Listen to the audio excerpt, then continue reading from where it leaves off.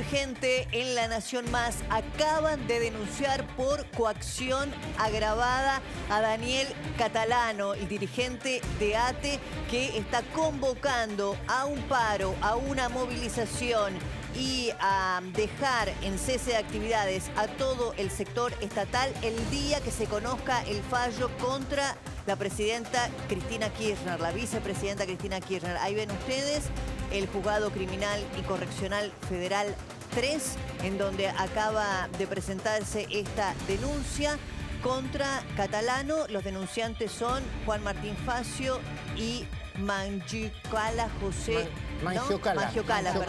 Lucas, por el delito de coacción y coacción agravada contra el dirigente de ATE, Daniel Catalano. Bueno, hay que ver qué actitud además va a tomar el Ministerio de Trabajo, ¿no? Ahí habría que ver qué decisión toma Kelly Olmos relación con el cese de actividades. Perdón, Débora, lo podemos sumar a Gustavo Carabajal. Recién le estaba preguntando a Gustavo qué significa coacción agravada en términos prácticos, en términos reales. Gustavo, buen día. Buen día, Luis, Débora, Marina. Es un delito que tiene una expectativa de pena de prisión de hasta 3 años. Cuando es agravada y cuando se pone en riesgo el orden constitucional, básicamente, porque acá lo que se está llamando, está al borde de llamar a una rebelión. Eso sería o implicaría un delito con una mayor pena, o una sedición, exactamente. Okay. Rebelión o sedición. Pero coacciones agravadas son amenazas, básicamente, y el máximo de la pena es 3 años de prisión, es excarcelable en esta figura penal. Gracias. Pero si se cambia sedición, no, ¿eh? Bueno, Gracias, acabo de Gustavo. ver, perdón, un tuit también de Patricia Bullrich que le dice: ustedes son empleados públicos y se deben a la ciudadanía. Si quieren usar el cargo para defender a CFK, que el sueldo se lo pague su partido, pero no los contribuyentes. El uso del paro con fines políticos debe recibir todo el rigor de la ley. Por eso digo, también habría que ver qué decisión, ahí está, qué decisión toma el Ministerio de Trabajo en relación con el cese de actividades, ¿no? La reconocida ya ministra Kelly Olmos. Crece la efervescencia, vamos a estar muy atentos a eso. Pasan cosas raras mientras se juega el Mundial. Ustedes saben que antes de empezar el Mundial, muchos de nosotros advertimos que el gobierno aprovecharía la competencia para hacer cosas raras, oscuras o prohibidas. Cuanto menos públicas, mejor. Todavía no entramos a los octavos y ya nos enteramos por lo menos de 2. Una, la decisión de la mayoría oficialista de la Auditoría General de mantener la confidencialidad de los contratos del Estado con los laboratorios para la compra de vacunas de COVID. Y 2, de eso vamos a hablar con Sabrina Ahmedchet, quien está acá con nosotros, ya está preparada para conversar, la creación de 5 nuevas universidades que se aprobarían hoy en sesión especial de diputados convocadas por el Frente de Todos. Lo de mantener la confidencialidad de los contratos va a hacer mucho ruido, ¿eh? Los auditores de Juntos por el Cambio, Pichetto, Jesús Rodríguez y Alejandro Nieva, rechazaron el dictamen de la mayoría, argumentando que el país necesita saber cuánto y cómo se pagó y si los laboratorios entregaron las vacunas en tiempo y forma. Así volvieron a poner sobre la mesa, aunque no lo mencionaron en su dictamen, el rechazo a la oferta de Pfizer para la provisión de más de 13 millones de vacunas en pleno brote de pandemia. En una nota que escribe hoy Laura Serra en La Nación, lo cita. Rodríguez Jesús argumentó que estamos hablando de 10 contratos por, escuchen bien, 1.737 millones de dólares para comprar 146 millones de dosis. La creación de nuevas universidades contiene la sospecha de que van a ser ungidas para calmar el insaciable apetitos de cargos públicos. Entre los beneficiarios políticos se encontrarían el gobernador que grita pero no gobierna, Axel Kicillof, el ministro Sergio Massa y la línea del radicalismo que responde a Enrique Nosiglia y Emiliano Giacobiti. Y para completar el cuadro de falta de transparencia, la presidenta de diputados, Cecilia Moró, acaba de frenar la designación de 4 miembros de la Cámara al Consejo de la Magistratura. Lo hizo fuertemente presionada por Cristina Kirchner y su padre, Leopoldo Moró, con el objeto de pelear palmo a palmo por cada asiento del organismo que regula la actuación de los jueces. Los diputados de Juntos por el Cambio, se lo vamos a preguntar a Sabrina, ahora se niegan a reelegirla para que ocupe la presidencia del cuerpo. Y atención, que la sesión tendría que empezar a las 11. Otro inusitado escándalo, Iván Sabrina, muy buenos días, ¿cómo va? ¿Cómo andás, Luis? Buenos días. ¿Se entiende lo que estamos planteando con el tema de la creación de 5 nuevas universidades? 8. 8 nuevas universidades. 5 son las que están más cerca de ser una realidad. Las 8 3. van a ser una realidad. Las 8 van a ser una realidad. 5 se trataron esta semana en la Comisión Conjunta de Educación y Presupuesto, por eso la confusión, y otras 3 ya tenían dictamen. Pero hoy se van a crear 8 universidades nuevas. Madres de Plaza de Mayo, 5 más en la provincia de Buenos Aires, una en Entre Ríos y una en Córdoba. ¿Por qué hago esta diferencia? Porque hay 6 universidades en la provincia de Buenos Aires que a partir de hoy van a existir. Desde el 2009 hasta hoy, con esta se crearon 24 universidades en Argentina, 24 universidades nacionales, casi 2 por año. No es bueno ni malo. Lo primero que tendríamos que hacer es una evaluación de cómo están funcionando estas universidades que se crearon en los últimos 15 años, 20 años. Necesitamos saber, como también lo que estamos pidiendo nosotros, es que haya una planificación y sepamos dónde hay que crear nuevas universidades y qué disciplinas se tienen que enseñar en estas universidades. Porque no puede ser el pedido de un intendente que empiece a mover el mecanismo, que arme un proyecto que termine llegando al Congreso Nacional y creando una nueva universidad. Tenemos que volver a poner en el centro a los estudiantes.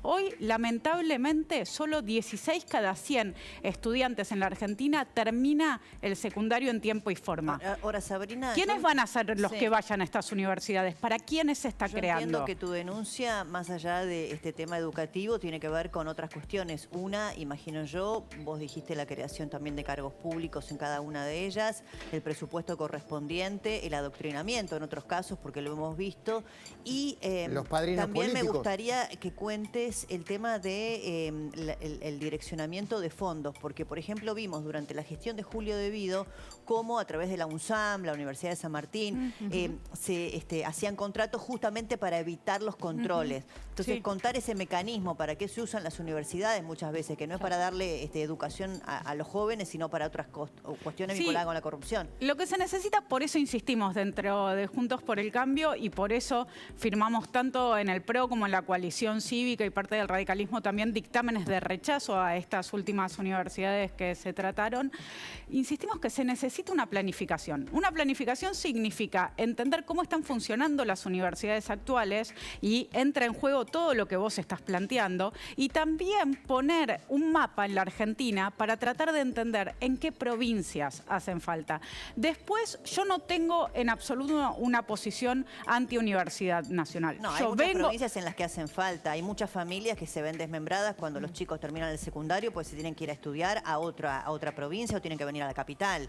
O que no pueden hacerlo porque no pueden pagar que quieren no Lo que pasa es que mirá el desconcepto en el que vivimos, que debería ser una buena noticia la creación de universidades y la federalización de la educación terciaria y universitaria. Y sin embargo, la suspicacia está en esto que planteaba Débora. Para recordar un caso que fue muy resonante, el de la novela de Andrea del Boca, eran fondos del Ministerio de Planificación de De Vido triangulados con o a partir de la Universidad de San Martín, porque la autonomía universitaria permite estos desconceptos, financiar lo que deberían financiar los privados. Entonces, también vivimos con todo subvertido. Absolutamente. Sí, que no lo financian, evitan los controles. Evitan los controles, por eso triangulan y la autonomía hace que pase. Exactamente. Por eso a mí lo que me parece es que si nosotros vamos a hablar de universidad y entendiendo, porque creo que hay que tener cuidado acá también, porque hay entre nosotros un discurso antieducación pública. Yo no apoyo eso. A mí me parece que la Argentina en su momento de mayor esplendor es justamente gracias a lo que permitieron las universidades, tanto en generación de recursos humanos como materiales.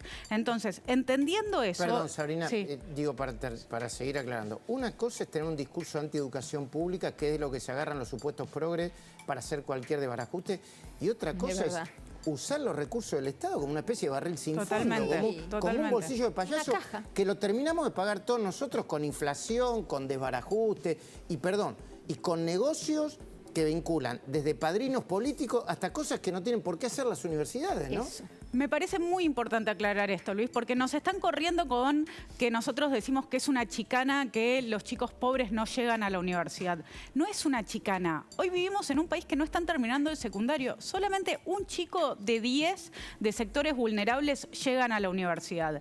Entonces, sinceramente yo no me quiero dejar correr más por el discurso progre de que los que pedimos sensatez, los que pedimos que la plata de los impuestos de todos los argentinos se invierta bien en que los chicos puedan ir a la universidad y en que estas universidades tengan carreras que generen desarrollo para la Argentina, estamos cuidando el progreso del país, no estamos en contra de las universidades o de la educación pública. Sabrina, hay algo que en lo que hizo hincapié Débora que yo no quisiera abandonar como tema. Juntos por el Cambio tiene un programa en donde se termine con el adoctrinamiento educativo que hay, por ejemplo, de algunos sindicatos, el sindicato de Baradel, que plantea desde cuadernillos para santificar a los derechos, algunos derechos humanos, hasta la idea de que Cristina es casi santa. O sea, tiene una respuesta. Facultad de Periodismo de La Plata, bueno, bajo la dirección, por ejemplo, de Saintout, condecorando a Chávez, a Néstor Kirchner. ¿Tienen una respuesta para eso? ¿Tienen un programa alternativo? ¿Tienen una discusión fuerte para dar cultural, una discusión cultural fuerte como la que hay que dar? Sí, es un tema que nos preocupa mucho porque entendemos que las aulas tienen que ser un lugar de enseñanza y de libertad, no de adoctrinamiento. Las aulas es un lugar en donde hay una relación asimétrica, los profesores tenemos un poder sobre los estudiantes y quiero separar acá lo que es educación obligatoria, es decir, inicial, primaria y secundario, de lo que es universidades. ¿Por qué? Porque en la universidad existe la libertad de cátedra. Entonces, no digo que no haya adoctrinamiento, hay adoctrinamiento en las dos, pero tenemos que encontrar soluciones diferentes para las dos. ¿Qué significa? La libertad de cátedra es una tradición argentina desde 1918, desde la reforma universitaria, que le da a los profesores la capacidad de decidir qué enseñan y cómo enseñan. Por supuesto, hoy hay una degeneración de eso, porque la libertad de cátedra está para frenar, por ejemplo, excesos como los del gobierno de Onganía, que se sacó de las universidades a personas porque estaban en contra del gobierno militar, porque estaban en contra del poder de turno. Eso no puede suceder. Pero hay una distancia entre respetar la libertad de cátedra y que el profesor defina dentro de la materia que da cuál es la línea que quiere darle, y otra es plantear cosas como las que nosotros vimos de la profesora de secundaria en La Matanza, de que estaban maltratando a los chicos que podían tener cierta simpatía. Y el presidente dijo que era fabuloso lo que había pasado, ¿no? Porque eso viene avalado desde cierto sector del poder. Ahora, más allá de esta cuestión que es recontra importante, la del adoctrinamiento y no confundirlo con la libertad de cátedra, volviendo al tema de las nuevas universidades, ¿cómo está previsto financiarlas?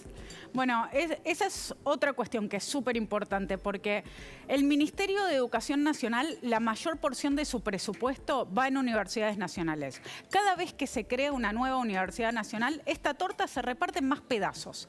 Y hoy las universidades nacionales están teniendo una reducción de facto en su presupuesto, porque hay un ajuste en todas las áreas educativas que vemos en el presupuesto 2023, nosotros lo venimos denunciando, y ahora cada vez hay una porción más finita para cada uno. Por eso nosotros también estamos denunciando un populismo universitario, porque hay más universidades, pareciera que estaría bien que cada pueblo tenga su universidad, y en realidad lo que necesitamos hacer es prestigiar a las universidades nacionales, fortalecerlas, que los estudiantes tengan recursos, que los profesores tengan recursos, que las investigaciones que se hacen en las universidades tengan recursos para funcionar. Hoy nada de eso está pasando. La investigación en todas las áreas está en su peor momento. En su peor momento está completamente desfinanciado. Y se siguen abriendo estas universidades que en el fondo son cargos. Necesitamos decirlos para los intendentes, para los amigos de los intendentes, para aquellos que... Caja política. Sí. Sabrina, gracias por compartir con nosotros. Muchísimas gracias a ustedes. Hoy a partir de las 11 va a haber una sesión muy importante en diputados. Atención, que algunos dicen que peligra la continuidad de Cecilia Moró como presidenta de la Cámara de Diputados, porque Juntos por el Cambio, primero no va a dar quórum, y si finalmente se consigue el quórum, va a rechazar la reelección de Cecilia Moró, por lo que acaba de decidir vinculado con el Consejo de la Magistratura. Pero para hablar todas estas cosas ya estamos con Martín, ¿no? Estamos